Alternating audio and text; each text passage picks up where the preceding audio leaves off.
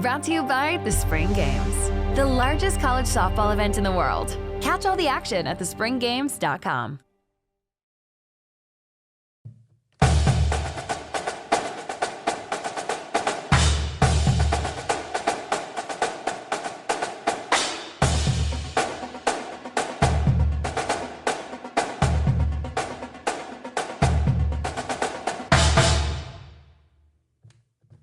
Hello, everyone, again, and welcome to Champions Within.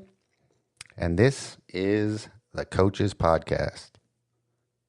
Hope everyone's doing whoop whoop. I hope.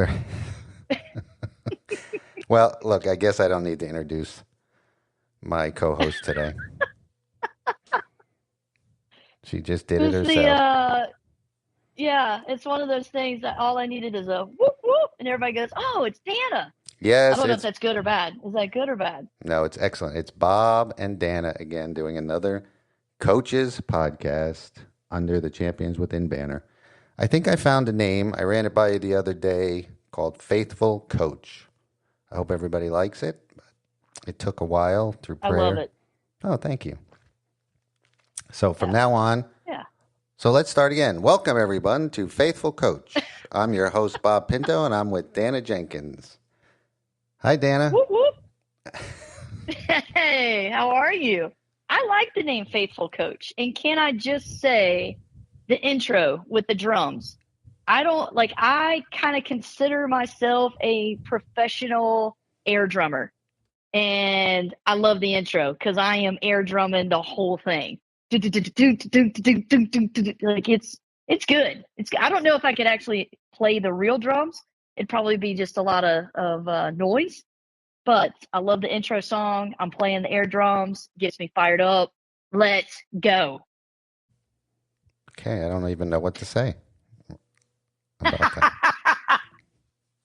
Well, thank you for approving the intros. Thank you for approving the intro song. Yeah, not a problem. Not a problem. So we love coaches. We've both been coaches. We both are not coaches anymore for various reasons. But I said to Dana, we need to do another podcast for coaches. And she agreed. We just did, Jim Gasso and myself just did one. That's out there if you're interested in listening to that. Dana and I did one before that, which is out there as well. And this is our third installment of Faithful Coach. Give it to me. Give me the whoop whoop. That's it, man. No more whoop whoop. Whoop whoop. All right. That's I got.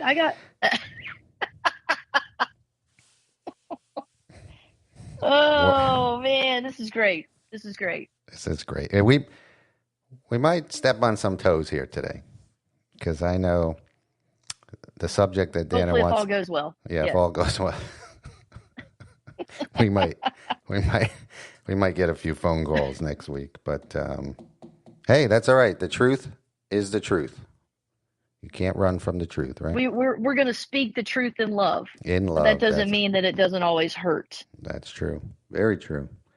Very true. So I said, Dana, what do you want to talk about? And she said, oh, travel ball. Travel ball is a huge topic these days. It's a huge industry. Do you remember what I said after that? When you said travel ball, I said, what a nightmare. What a nightmare. What a nightmare. We've done this. We have turned travel ball into a giant nightmare. But yeah, let's go ahead and set it up. Okay. Set it up, Bobby. Well, I was going to say the last Zoom call we had with coaches, one of the coaches on there, I think it was Pete, if I'm not mistaken. He said travel ball is a disaster. What was his words? Was it? It may have been disaster. Travel ball is a disaster. You may have been right. Or something like that. But yeah. And I think is Pete a college coach? I can't even remember anymore. I got too many things in my head. Yeah, I don't know. I don't know Pete's background. Good guy, though, Pete. But anyway, so, yeah, I started out in travel ball in 1984, believe it or not. 1984. And it was way, way, way different in 1984. If I had known then what I know now, literally, I'd be a multimillionaire because I would have started, seriously, I would have started exposure tournaments, right? Oh yeah. Oh yeah. Oh yeah. I'd be a multimillionaire running exposure tournaments all over the country. And that's what it's become, unfortunately, is Oh yeah. just exposure tournaments. If you have a travel ball organization and you don't go to exposure tournaments, nobody wants to play for you. True. It's true. And So, I will say, as we're speaking about exposure tournaments, from being a former college coach, I loved it and hated it. I loved it from the recruiting standpoint because if it's an exposure tournament, you can go up and say, "Hey, I want to see that kid hit again." Okay, great. Put her back up to the plate. Or, "Hey, I want to see this kid. You haven't pitched her yet. Hey, can you put this kid in? I want to see this kid pitch." Because for the showcases, nobody cares. Nobody's keeping score. It is literally 100% for the college coaches, for the kids to be seen. And as a former college coach, I loved that. It was fantastic because back in the old days, back in the 1900s, when you had to go out over, I just like to say that back in the 1900s. I never thought of it that way. Yes, I coached in the 1900s. Yeah, Sonny, when I coached in coached, the 1900s. when I coached, let me just say, remember your train of thought, because before I forget, I just want to say, this is how it was in the 80s and 90s. You played, the Amateur Softball Association was basically the only organization that I can remember. It's now called USA Softball. You played in the state tournament. And if you won the state tournament, you would go to a regional tournament. And if you won the regional tournament, you would go to the national tournament. And the national tournament was a true national championship of all regional champions from all over the country, or state champions, whatever, because whatever states had more teams, they might do it a little differently because, they had more teams and more representation and all that. But it was a true national championship. Now you have about 30 national championships. You have a summer, a fall. I don't know. I don't even know, really. I shouldn't say that because I'm not involved in it anymore. But the way you loved it as you were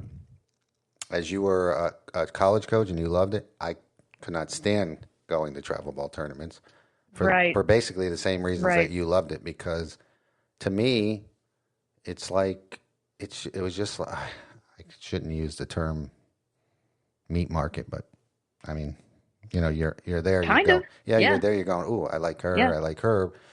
Even though you knew who you were going to watch to begin with, right? If you didn't have a plan, that wasn't very smart. Especially you go to places like Colorado or Atlanta. You got to have a plan because the fields are an hour apart or even more at some places. But I mean, there's, this podcast could be 4 hours, but. Anyway, It could. I mean, just as you're talking, I'm thinking of, oh my goodness, again, like back when I first got into college coaching, like having a plan. I can remember my first trip out to Colorado. It was so awesome. I was, young and an assistant coach for the first time. I was working at UNC Charlotte and loved it, but went out to Colorado and spent that night in the hotel just mapping out what field I was going to go to. And it was really neat, and you're right. If you didn't have a plan, you were toast. Like you weren't going to get anything accomplished. But going out and actually watching the games, that part was a little bit frustrating because, I had an 11 o'clock game and then I'd have a 12:30 game and then I'd be booked the entire day. So if I was looking at a pitcher that maybe went to, I don't know, maybe she was out of Texas and I wanted to see this pitcher play, if she didn't pitch that game, well, I couldn't stay with that team and follow them around the whole day because I had other games to watch. So I would just have to eventually, somehow, some way, circle back around and maybe catch the next game that she would pitch. So as a college coach, it changed. So the showcases changed the game because instead of missing that pitcher from Texas that I really wanted to see, I could go up to the coach and say, "Hey, I'm going to come to your 11 o'clock game. Can I see number 14? Can I see Sally pitch?" And that coach goes, "Yeah, I'll throw Sally. We'll actually start Sally." Okay, great. So 11 o'clock, I'm there. I get to see Sally for 2 or 3 innings. then I get to move on and I can check that off the list. I don't have to try and figure out when I can actually see Sally. So that part from a college coach's standpoint was amazing. Now, also from the college coach's standpoint, it is detrimental. Yes, I'm going to use that. It is detrimental to the game because as much as I liked recruiting in that format, when I actually got the kids to college and they were ready to play, everybody kind of thought, well, what's the rotation? Nah. Hold up, baby girl. There is no rotation. Okay. There's no rotation. Like, this is college ball. And they're going, what am I going to get my shot? Well, remember this whole week at practice, how you did terrible? Well, that was your shot. So, yeah, you're not going to play in these conference games. There's no rotation. Yeah. Rotation? What? I shouldn't laugh. That was, I shouldn't laugh. I'm sorry. You're but just that funny. Was a very real conversation. I mean, that was it. And I think college coaches still probably deal with that because the showcases, we were and still are creating little monsters because every kid thinks, well, I'm on the team, I'm going to get my shot, right? Because in travel ball, there's still very much a pay to play mentality. Mm-hmm. You know, the parents go, look, I'm paying these fees and we're paying to go to Colorado to be seen by coaches. So you're going to, at some point, you're going to put my kid in. So the kid expects to be in a quote unquote rotation. And especially with pitchers, I know as a travel ball coach, for my pitchers, they would throw 2 innings apiece so that whoever was at that game, and I would always go to the college coaches and say, hey, I'm about to switch pitchers. Do you want to see this pitcher any longer? Most of them would be like, no, I've seen 2 innings. I'm good. Well, again, we're creating monsters.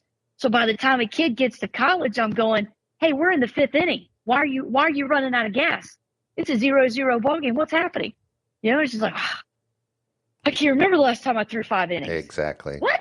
I was going to bring that up. Nobody pitches 7 innings anymore.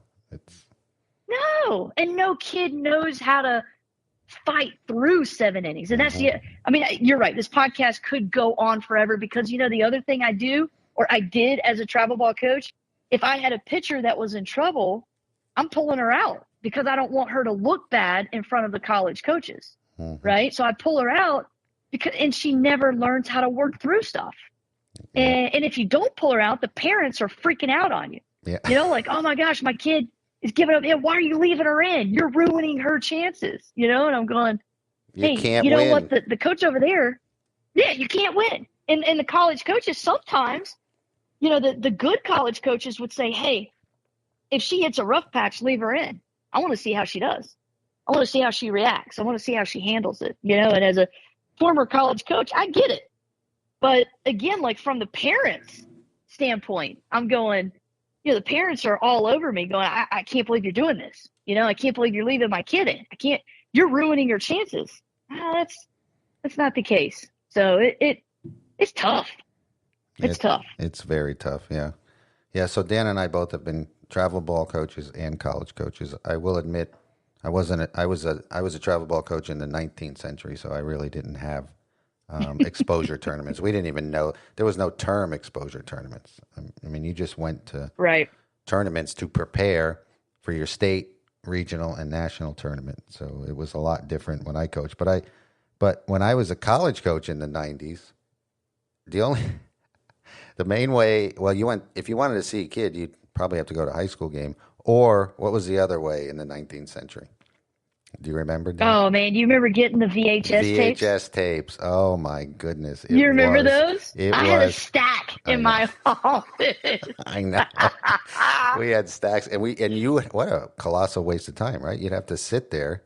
And then back then, nobody was instructing anybody how to make a video. So you would get an hour-long video of the kid swinging and swinging and swinging and bunting and running and running. Now, it's like YouTube. They just send you a YouTube link or something. Right. You get a link, which that's so much better. I like my favorite VHS tapes was when the parents would tape over some other family function. So like for like the first 3 minutes, you're watching some family Christmas morning open gifts. Yeah. Like you're just watching, you're like, I don't even know this family, but I've seen them in their pajamas. Yeah. Like here we are, we're opening gifts. And then all of a sudden, like, here they are at the field. And I'm like, oh, brother, that dad is gonna get in trouble. He taped over Christmas in 1992. He's gonna get it. Oh my gosh! Or it's late fall and the kid's trying to hit with a winter coat on, and I mean Oh yeah. I've seen it all. I used to get tapes of kids that wanted to come to the school I was coaching at, and their stats would be they'd have stats. This is truth, people.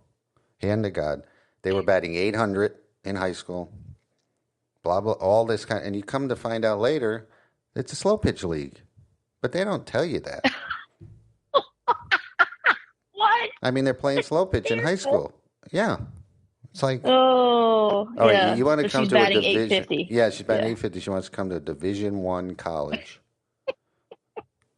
and from slow pitch. So it was a lot different back then. Nobody really knew, right? You can't blame people because who knew? No. Division I softball was not hardly even on the map in the 19th That's right. century. That's right. But in the 19th century. But yeah, I mean, we could go on and on about the pros and cons, I think. And so, for us, like on this podcast, with Faithful Coach, you think about travel ball and you think about what does that look like to be a Christian coach and to coach your team well, to honor in a way that honors God, in a way that glorifies God. What does that look like? Does it excuse me. And, one of the things is the Bible tells us like we should look set apart. Like we are set apart. So we should look it. And so I think how we coach travel ball, it should be different than how everybody else coaches travel ball. And I get some things are the same. Like, if you're going to go to these big showcases, it is what it is. And for me, it was every time I had a coach ask if they could see a kid, I was never going to tell a coach no. But I think one of the most important things that we can do as Christian coaches in the travel ball community is make sure that we're keeping the big picture in front of the parents, the players, everybody that's there to support the kid, our other coaches. And the big picture is, like as a player, we can't mess up God's plan. The big picture for us is when our players take the field, are they there to honor and glorify God? Are the coaches, are they there to honor and glorify God? Because most coaches are there to get their kids a scholarship. Most players show up so that they can showcase themselves in front of these coaches. And that's part of the picture, but that is not the big picture. The big picture is, are we there and are we playing in a way that's kind of like that Colossians 3:23? Whatever you do, work at it with all your heart. As for working for the Lord, not for men, right? And so I think for us in the travel ball community, like what are some nuts and bolts? What does that look like? One of the phrases that I have said to our FCA travel softball teams, and especially every year we would have seniors that if they weren't committed, they haven't, verbaled yet, they're freaking out. And the parents are freaking out. So every showcase we go to, they are sitting there going, oh, okay, like this is Sally's, first showcase of the summer. And this has got to happen. This has got to work for her. And, Sally is so stressed out and this and that. And so one of the things that we would tell our teams all the time would be, hey, you know what? You got to trust the process because you can't mess up God's plan. You just can't. So if it doesn't happen in this showcase, you know what? It's okay. Like God is all about the process. God is not about the end results for us as athletes. He doesn't care about the batting averages. He doesn't care about stolen bases. God is not a stat guy when it comes to us as athletes. But God is a process guy, right? Like, hey, what did it look like? Like when you were trying to be the best, what did you look like in the process? Were you honoring me? Were you glorifying me? Was it about me? Was I the centerpiece of what you were doing? Because I think that's big, right? And I think as travel ball coaches, I don't think as a whole, I don't think we do a great job of that. That is amazing advice right there. Because you, Dana, I don't know if everybody knows, but Dana, well, she runs FCA softball and she has FCA softball travel teams. So when she's speaking from experience.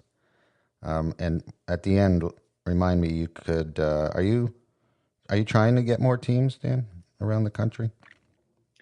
We're always going to welcome more teams, but we also want it to happen more organically. We don't want to, go out and try and market it in that way. But when people see what we're doing, we want it to happen organically because we want the right people in place. First of all, we want people to see what we're doing and go, wow, something different about that travel team, something different about that organization. And I want that in my area, so we want it to happen organically. But yes, if you would like to start an FCA travel team in your area, let's go. And it all starts with coaches that are ready, willing, and able to pour into their kids spiritually because they are in a good place spiritually, because their walk with Jesus is growing. Yes, that's job number one right there. Make sure you can't work on others Absolutely. if you haven't worked on yourself. All right, Yeah. so so in your organization, you're Christian, the coaches are Christian. You know this because they have to go through some, FCA training. And the athletes know it's a Christian organization. The parents know it's a Christian organization. So would you say that makes it easier, more difficult, or doesn't really matter? Because based on what you were talking about, before about how to act around your players and how your players should be acting. Yeah. Yeah. I think it makes it more difficult, but I also think that it makes it more rewarding. I think it makes it more difficult. And just to let you guys know, like, yes, we are a Christian team and people know that getting in, but we have open tryouts. So if we have families that have never stepped through the door of a church, in our minds, we're thinking, hey, if you know what we're about, because we're very clear about our mission and our vision. So if you think, hey, we've never gone to church, but we just like this team and we like how you guys do things. We don't know anything about Jesus. So we're going to say, hey, just to let you know, this is what your kid's going to get a Bible. Your kid is going to hear about Jesus. And if they're okay with that, we're thinking, man, what a blessing. But I do think it is harder because, we play our jerseys. We have the FCA symbol on the front of our jersey. And so we have a cross. We have a cross on our chest. That's what the jerseys have. They have that FCA cross on their chest. And I tell the kids, it's one of the things we talk about, my goodness, often is, I don't care whether we win or lose. Now don't get it twisted. I am competitive. Every time we're on the field, I want to be the best we can be. But at the end of the day, I want us, whether we win or lose, it should be about honoring God and glorifying God at the end of the day. And as Christians, we should be bringing people in so that we can have that conversation about Jesus, not pushing them away. And so I think it makes it, and the kids, that's tough, but I also think nobody tells athletes, especially in this day and age, that you can be just an all-out, incredible athlete that is gung-ho and just getting it done. Like, be competitive, have that competitive spirit, but you don't have to be a jerk about it. Having that competitive spirit and just doing the best you can do, doing your job on the field, and then afterwards going, hey, man, you guys want to pray with us? And hey, let me tell you a little bit about why I play all out. Yes, I want to go to college and I want to impress these coaches, but man, God has given me a gift and I want to glorify Him through that gift. And so I think it makes it a little bit tougher. So yes. Yeah, it can get, you can have a bullseye on your back. Yes, I agree 100%. And, coaching at Liberty University, I felt that as well. We have, most secular colleges do not like us.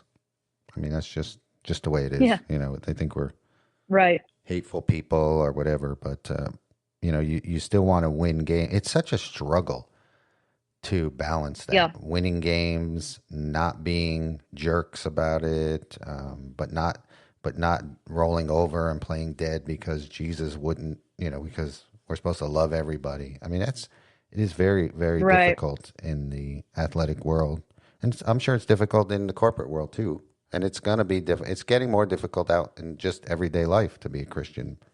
But when you walk around with a Yeah. cross on your chest and in travel ball tournaments where the only thing people care about there are getting exposure and a college scholarship, that's Yep. got to be very difficult.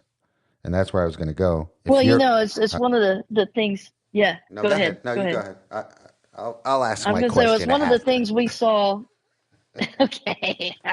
It's one of the things we've seen with FCA here in South Carolina is nobody minds getting, you know, beating an FCA team. Nobody, like I think I've said this before, maybe it was a Zoom call or something, but, coaching these FCA teams when other teams, better teams, or maybe we were just having a bad day when they would beat us, man, coaches would come over and shake my hand and we love what you're doing. And this is so great.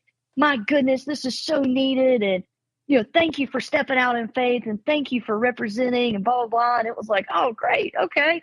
And I feel terrible because we just lost. But if we beat these teams, nobody was shaking my hand after the game.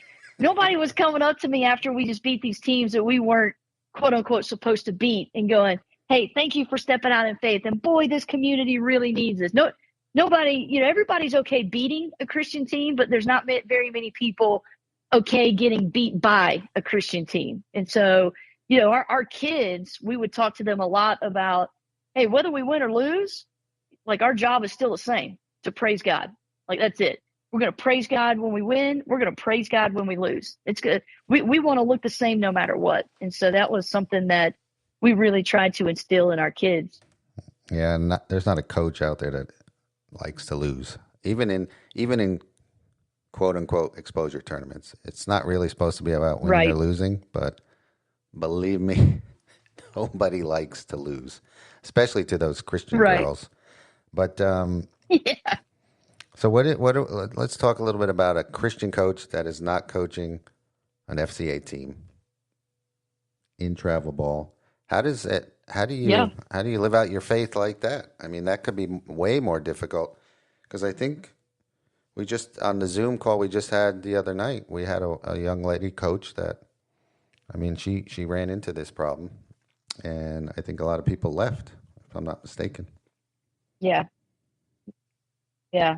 Well, and I think, you're right. Being a Christian coach for a team that is not Christian centered or Christian based, I think the most important thing you have to do is you have to, as a Christian, you have to stay focused and realize that God has placed you with that team for a reason, for a purpose. And the chances are the priority is not softball. Like God doesn't place Christian coaches with non-Christian teams and go, hey, I really hope you turn them into a better softball player. Right? I mean, that's the platform you use as a coach. You're using softball as a platform to have conversation. And so I think again, as a coach, God puts Christian coaches with non-Christian organizations, again, not so that we can make these kids better softball players. We want to use that as a platform, but so we can have conversations about Jesus with these kids. Now, I've seen this a lot, Christian coaches that really kind of lose focus on why they're there, why God has put them in that position. And I think that we have all known, whether it's a whole organization that thinks like this or specific coaches that they take so much pride in saying, all of our kids have gone Division 1, or hey, this kid, I've got 3 kids playing in the SEC, I've got 5 kids playing in the ACC, or like they're boasting about the type of kids that are coming out of their organization, but that's all they're boasting about. And my thing is, if you're a Christian coach and all you're doing is boasting about where your kids end up, like at what point as Christian coaches do we start boasting about, hey, you're not going to believe, like we had 3 kids accept Jesus. Hey, I had a kid miss practice the other day because she got baptized at church. That's amazing. Hey, I had a kid that went to a Division I school, but let me tell you what she's doing. She's leading a Bible study with her college team. That's incredible. Because here's the thing, if we make it all about softball, they may go ACC, SEC, they may go to Oklahoma. They may go to the best school in the country, but it's not going to get them anywhere when it comes to eternity. And if we are Christian coaches, if we're Christian coaches, sure, I want my softball teams to be good, and I want my players to be better softball players when they leave me. But more importantly, if I can teach them how to grow in their relationship with Jesus, then that trumps anything that I can do on the softball field. That trumps anything that they can do with their softball career. You know, if they're kids that have never heard about Jesus and they hear about Jesus because they played for a Christian coach, that's not life changing. That's eternity changing. Mm-hmm. And as Christian coaches, isn't that what we want? That's what we want. Keep our focus as Christian coaches. Yeah, that's great. If you got kids that are going D1 and you want to promote that you've got kids going to, you know, Oklahoma or Georgia or whatever it is, like that's amazing. But what have you poured into that kid spiritually so that when she gets to University of Georgia and she goes through the trials and tribulations of being a student athlete, is she prepared spiritually to not only lead herself, but can she lead others? Because that's the true test, right? As a coach, does that ministry happen when they leave us? That's the true test. And I think that's what we should be celebrating. Amen.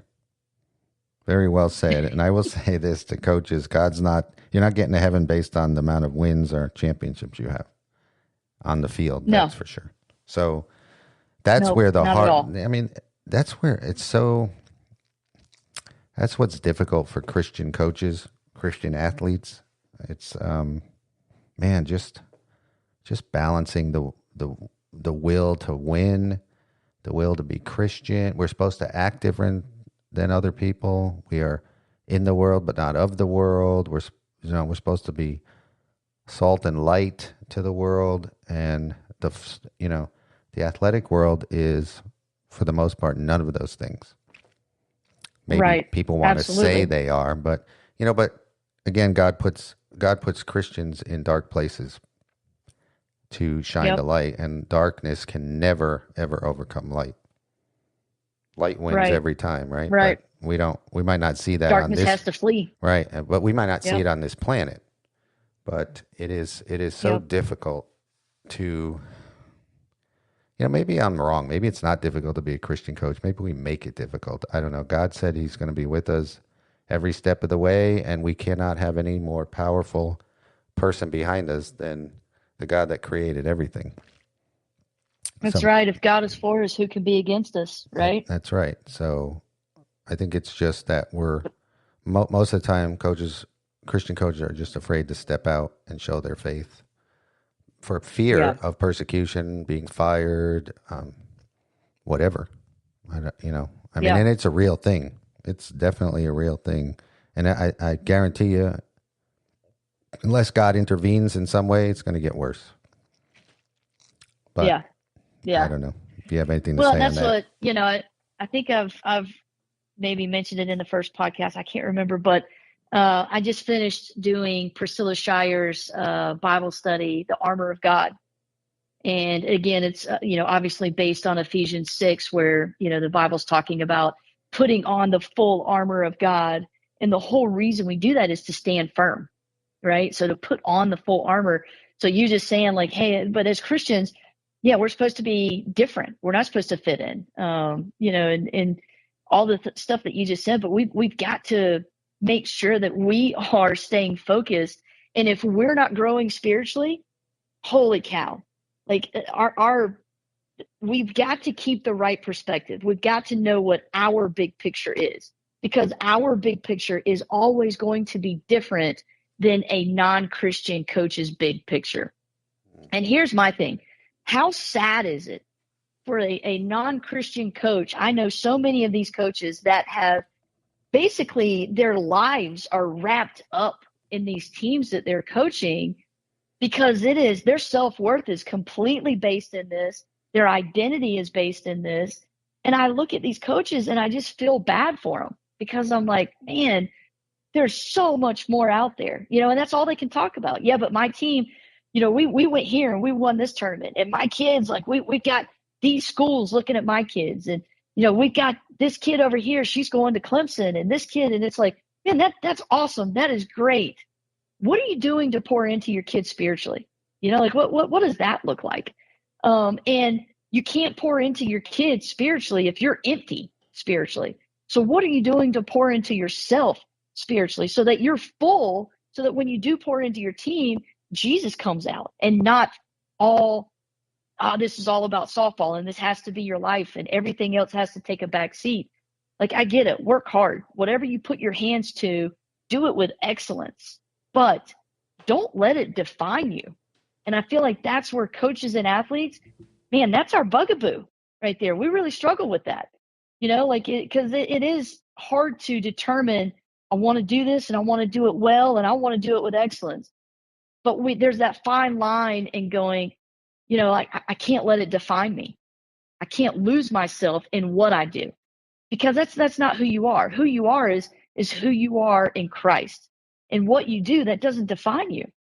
And we've got to make sure that as coaches, are we saying that often? Are we saying that in a way that the kids go, wow, okay, that is a different, perspective. And I'll say this and I'll shut up. I know I talk a lot. I'm sorry. But I'll say this and I'll be quiet. I promise. But, we've actually had kids with FCA and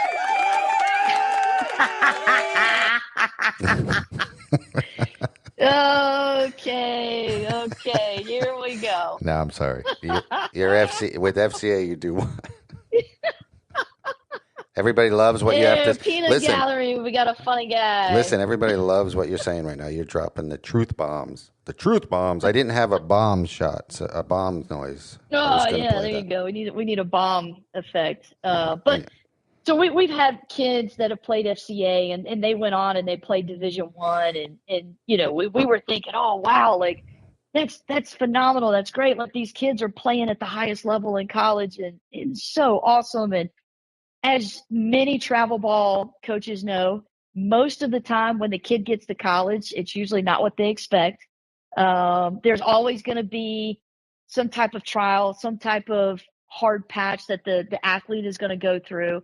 And I think for me, it really hit home that what we were doing was really making a difference, because there was a couple of kids, 2 or 3 kids that were playing Division I ball at the time.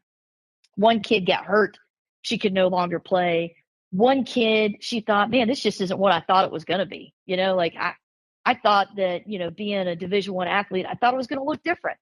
And for whatever reason, like, whether it was injury, whether it was a decision that they made on their own, but they walked away from playing collegiate ball. And I think I was more devastated than they were, because I was like, oh my gosh, like, you've worked so long and so hard for this opportunity, and oh my gosh, like, you're just going to walk away. But one of the things that one of the kids, this was years ago, she said, you know what? She said, before FCA, she said, I don't know that I could walk away. She said, this was who I was. I was, Dana, the softball player. I was Dana, the college athlete. She's like, I don't know that I could have walked away from this. And she said, but with FCA, she's like, I know that this is not my identity. She's like, and I'm actually excited of what God is going to do, because I'm going to have time now to do other things. So she was going to volunteer with FCA at the school. And so when this kid is kind of talking me through, hey, coach, it's okay, because I'm a mess, because she's walking away from her dream. She's walking away from the thing that she spent so much time, energy, and effort into trying to achieve. And she's talking me through, it's okay, because my identity is not wrapped up in this. And thank God it's not wrapped up in this. And I think at that moment, it was like, wow. So this is really taking root. Like what we're saying is really making a difference to these kids going, hey, you know what? Softball is great and it's icing on the cake and it's, man, have fun with it. Enjoy it. Be passionate about it. Work hard at it, but don't let it define you. Don't let it steal your identity, because you're not Sally the softball player. You're Sally, God's daughter. So that trumps anything else. And so that was really eye-opening for me. Yeah. That is powerful, because so many athletes and coaches define themselves as softball player, basketball player. And this is for all coaches, by the way, and all athletes. We just happen to be in the softball world. But yeah, they define. I hear it all the time how they define themselves as this player, that player, this coach, that coach, and then when they've really surrendered to God, they realize that they're not. That's not who they are. Softball, basketball, football, baseball, whatever, doesn't define them any longer. And if that's where, this could be another podcast. Take note. That's where you get in trouble. That's where you're too stressed out to play, when you think that this sport defines you, or any sport, doesn't matter. It does not define you. I mean, we have to get through that and over that. And I promise you, you'll be more relaxed and you'll even play better. But again, story for another day. But I did want to circle back quick, and then I have another little topic to talk about. You were talking about coaches who are so proud of where their players have gone onto what colleges. We were at the World Series this year, myself and Dot, and there was a coach walking around with a T-shirt that had all the athletes from his travel ball team that were playing in that World Series and the team they were on. I mean, wow. I mean, there's one thing to be proud of, what you're doing. Right. But I mean, I don't know. I'm not judging. I'm just saying I noticed that when we were there, and I thought that's very interesting. I don't know what point anybody's trying to make when they do that, but I would. Well, and it goes back to, life is so fragile. What are we putting our priorities on? Because life is, for me, I coached when I wasn't a Christian, and it was all about how we were doing as a team. It was about the wins and losses. It was about, was I successful, quote unquote, successful as a coach? But then after I surrendered to Jesus, it was, wow, I can't believe God is giving me this opportunity to mentor these kids. I can't believe God is giving me an opportunity to steward relationships in a way that I can talk about Jesus. I can't believe God allows me to, I've had some really cool things where I've been able to not only lead kids to Christ, which, I mean, that is oh my gosh, unbelievable. There's nothing that can top that. I don't care what kind of play you make or where you go to college. Like the fact that I've been able to, help a kid say a prayer and accept Jesus into their heart. Oh my gosh. But, I've also been able to baptize kids, and that's what I remember. I don't care where they went to school, as long as it's where God wanted them to go. As long as they were going, hey, because I wanted to teach my kids, this is what a quiet time looks like. And this is why you have a quiet time. This is what a prayer life looks like, and this is how you follow the leading of the Spirit. This is what that looks like, because those are the things that are going to equip them the rest of their life. Softball, man, it's such a splash in the pan, so this amazing platform that we've got as coaches, please don't make it about the splash in the pan. Make it about the whole thing, right? It's a lifelong, whatever they take from you, what are you giving them to take into the rest of their life after softball? Because if we've missed that opportunity, if we've only made our players better softball players, what a missed opportunity we've had. Yes, I guess the word that came to my head there was humble. Be humble through all of it. And, the Bible says, what's the Bible say? Pride comes before the fall. So God has a way of bringing down the proud pretty quickly. Now, all right, Dana, well, I think we can wrap it up right there. There's so much more we can talk about. This is such a deep, meaningful subject. I know God wants us talking about this. He wants it out there. So we are going to keep talking about it. And I want everybody to know that you are appreciated. And you need to give them how they can reach you if they're interested in starting an FCA team. Absolutely. Probably the best thing, shoot me an email at djenkins@fca.org. D is in Dana, and then Jenkins is JENKINS at fca.org. djenkins@fca.org. And I would suggest don't email if you're not surrendered to the Lord, because she is going to grill you and find out. We're going to ask some hard questions. Yeah. That's right. And there's nothing wrong with that. Yeah. Because there's imposters out there. That's right. Jesus said, That's right. Many will come in my name. All right, Dan. Any last words for the audience? I know there's never last words from Jenkins, but what do you got? No. This has been great. I didn't realize that we've been talking this long. So hopefully this has helped somebody along the way. And that's our heart behind this, is just to, again, talk about some stuff that I think everybody else is talking about, but let's talk about how to do it in a way that honors and glorifies God. So hopefully this has been helpful. Yeah, that's the most important thing, because everybody's talking about it, but nobody really wants to say what's wrong with the system. So right.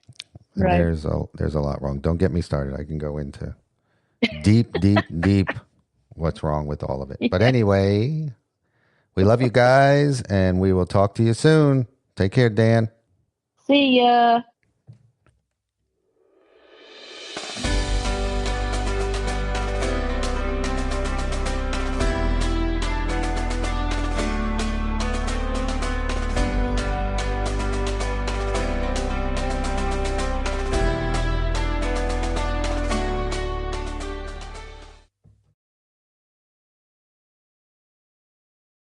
Wow, Dana is a wealth of information. It's so great to have her as a partner in ministry, to have her on board with Faithful Coach, which I will get to in a minute. So I just want to thank Dana. We have a great time doing these podcasts together. And again, we love you guys, and we love coaches, and we want to see you grow, and we want to be mentors to you if you're looking for that type of thing. We are here for you, guys. Again, this is a Champions Within podcast officially, but unofficially, it is a podcast for coaches. And the Lord spoke and said, name it Faithful Coach. So that's what we're going to do. It's now called Faithful Coach. Going to start another podcast channel just dedicated to coaches, Christian coaches. I hope you'll look out for that. If you need to reach me, my new email is bob@faithfulcoach.com, bob@faithfulcoach.com. We still are doing our Zoom calls for Christian coaches. If you want to be part of that, you can email me at that email address. I will put you on the email list. I send out a couple emails a week, just encouraging, and also the Zoom schedule we're going to have. I think our next Zoom will be in November sometime. We'll let you know about that. If you want to reach Dana as far as considering or getting more information on starting an FCA team in your area, her email address is djenkins@fca.org. Very simple. Again, guys, thank you for listening. We're praying for you. If you need prayer, if you need help with anything, please, you can reach myself or Dana, and we will get right on it. We love you guys. Talk to you soon.